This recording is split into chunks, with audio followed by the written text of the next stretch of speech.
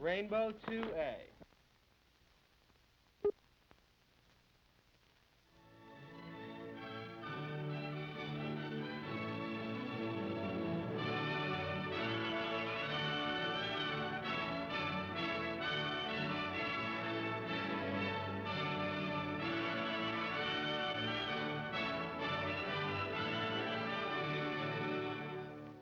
The rainbow is a marvel of nature, so remarkable that its cause has always been thought.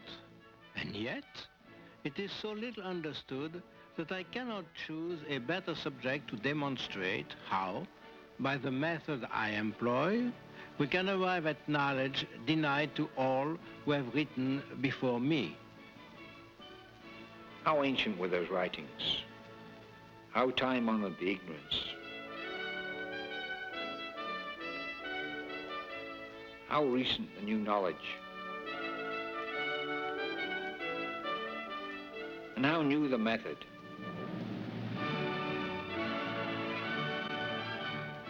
How warranted the boast of the new science?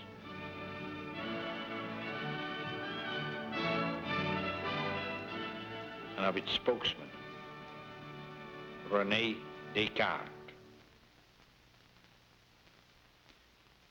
2,000 years earlier, there had been presented a rational explanation based on observation and experiment, divorced from legend and myth, of this marvel of nature. For 2,000 years, the philosopher's teachings had inspired or challenged all who labored to fathom the mysteries of light, to advance the science of optics. After the philosophers of Greece, those of Rome and Alexandria, Seneca and Ptolemy. And then the physician sages of Islam, Avicenna,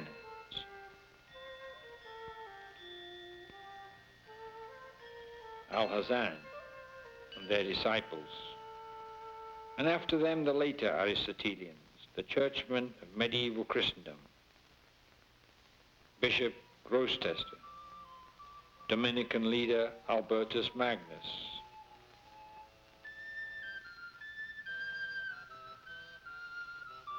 Franciscan Roger Bacon, Vitalo, Master Theodoric, Freiberg, and others. In the centuries or two that followed, there was little advance beyond the Islamic and medieval optical science. The 15th, 16th century writers, Jerome Cardan, Francisco Marolaicus, Giovanni Battista Porta, Antonio de Dominis, whether ignorant, unappreciative, or scornful of the work of their predecessors, placed more trust in their own powers of reasoning and in airy speculations than in careful observation.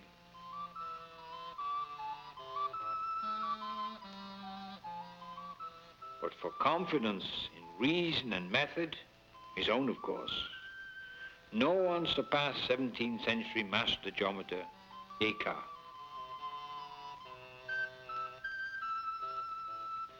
And perhaps with some justification. For had he not invigorated optical science by adding his powerful methodical geometrical reasoning to the new knowledge bequeathed by Johannes Kepler and Willibrord Snell? Yet method, even Descartes, needed occasional prompting by observation, and reason some guidance from experimental test.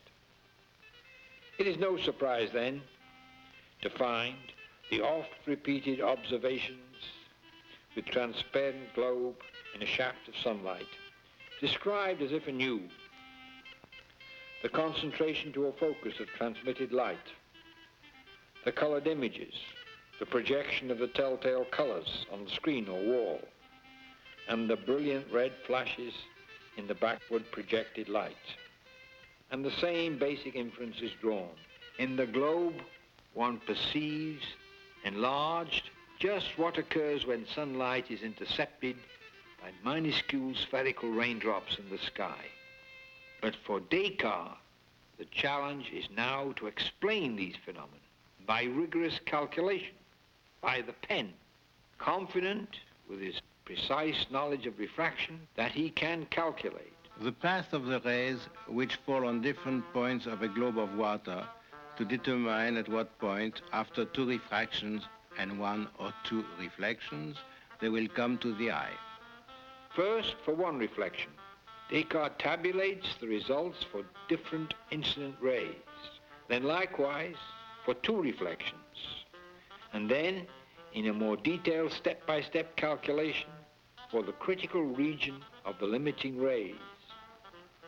For Descartes finds that after 1 reflection and 2 refractions, there are many more rays which can be seen at an angle between 41 and 42 degrees than at smaller angles, and none can be seen at larger angles.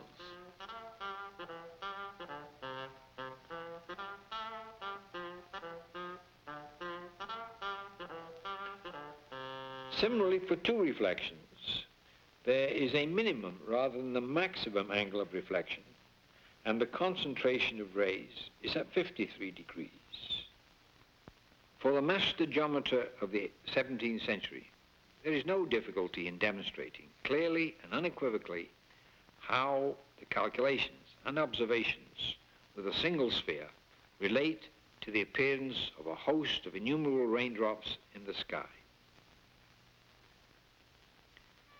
Every raindrop, illuminated by the parallel rays of sunlight, sends back a hollow cone of light. Here the illustration is of the inner 42-degree cone, which forms the primary bow. Each raindrop contributes independently, reflecting back the same geometrical pattern of light. From the appropriate part of each reflected cone of light, some rays reach the observer's eyes, and all these rays together, from all the drops, constitute a cone of precisely the same angle, 42 degrees, as the cone of light from each drop. And the axis of this cone is the line parallel to the sun's rays passing through the observer's eye. Change 42 degrees to 53 degrees, and mutatis mutandis, there's the geometry of the secondary rainbow. What had been observed and conjectured 300 years earlier by Theodoric of Freiburg, what Kamal al-Din part inferred and part demonstrated, is now proved decisively. Descartes is assured that reason accords so perfectly with experiment, it cannot be other than I have explained. Yet even Descartes must confess that one principal difficulty remains: color, the age-old mystery. It is time again to seek a little help from experiment, and again a long familiar one, the generation of rainbow colors by crystal prism. Sunlight falls on the prism and the rays are deviated, but there's little evidence of color, not until the shaft of light is restricted by a slit. Now, near the edges, where the light is bordered by darkness, colors are generated, and these most perceptibly with a narrow slit.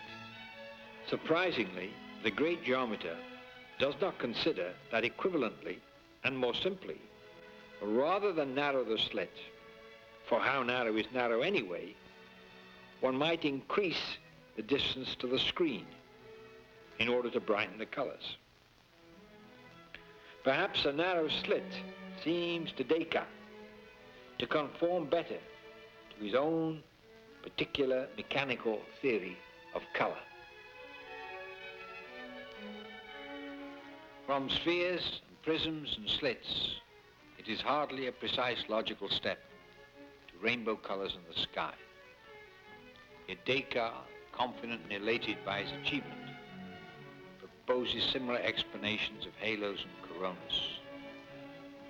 And finally, he proposes to improve on nature by art, to make spectaculars in the sky by projecting diverse liquids to various heights on a scale sufficient to conceal the artifice and overawe the population at large.